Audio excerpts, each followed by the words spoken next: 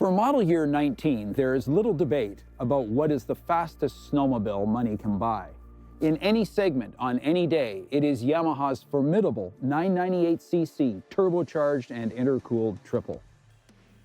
Let's back this info up with some anecdotal realities. The 998 triple is reported by Yamaha to produce 180 horsepower. Sure, that's an imposing number. However, just about every dynamometer guru says the Turbo Yam produces 180 horsepower minimum on a bad day. We suspect Yamaha has been intentionally conservative with their power estimates, as there is sufficient fodder to believe the 998 regularly belts out nearly 200 horsepower. So here's where we sit on this much debated topic.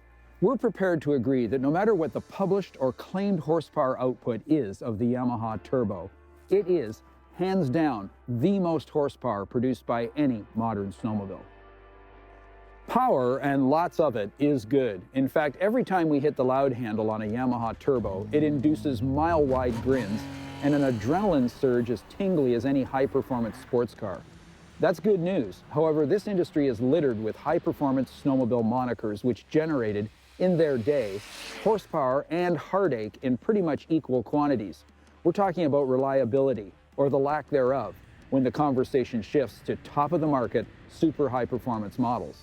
Thankfully, the new Yamaha Turbo power plant and drivetrain has proven tough, durable, and rock-solid reliable. In fact, we're prepared to say the new Turbo Triple is as tough as an anvil. Specifically, the Turbo's clutches and drive belt are fully capable of delivering those 180-plus ponies to the snow mile after mile. I'll make it really clear. We've experienced no issues with the Turbo since its arrival. Now, with the addition of a beefed-up proprietary and overdrive primary clutch and Yamaha's roller cam secondary, the Turbo gets top marks for reliability and season-long consistent performance. Let's talk about Yamaha's use of the Turbo Triple in the company's targeted crossover model, the Sidewinder X-TX LE. We have to admit we had some reservations about the potential of the Winder X-TX as it relates to off-trail navigation.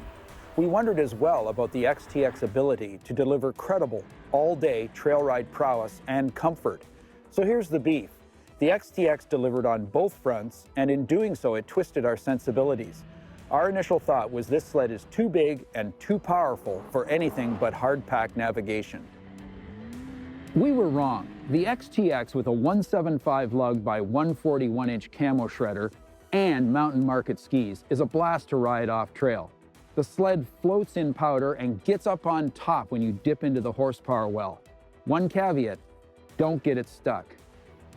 The other area of comparison we value as much, or maybe more than off-trail performance, is on-trail ride quality and handling. The X-TX set us back on our heels in the all-important on-trail category. First and foremost, the X-TX LE comes with Fox Superb QS3 piggyback shocks. These dampers provide a rear suspension ride which belies the relatively simple, lightweight design of the X-TX 141-inch skid. It's worth noting the coilover shock suspended skid employs front-to-rear coupling in this application. We were particularly surprised by the ride quality from the QS3 coilover dampers on the skid's front and rear arms. Up front, the combination of Yamaha's low-drag mountain spindles and wider single carbide mountain skis produce trail handling, particularly initial turn-in, that is actually better than Yamaha's proprietary dual carbide tuner skis. Go figure. The only impediment to trail riding comfort on the X-TX LE is the windshield, or the lack thereof. This issue can be cleared up with the use of a common credit card accepted by your dealer. Don't even think of riding the X-TX at the speeds it's capable of without installing a proper windshield. We found the lack of wind protection created unnecessary rider fatigue from attempting to hold on to the sled at lake speed.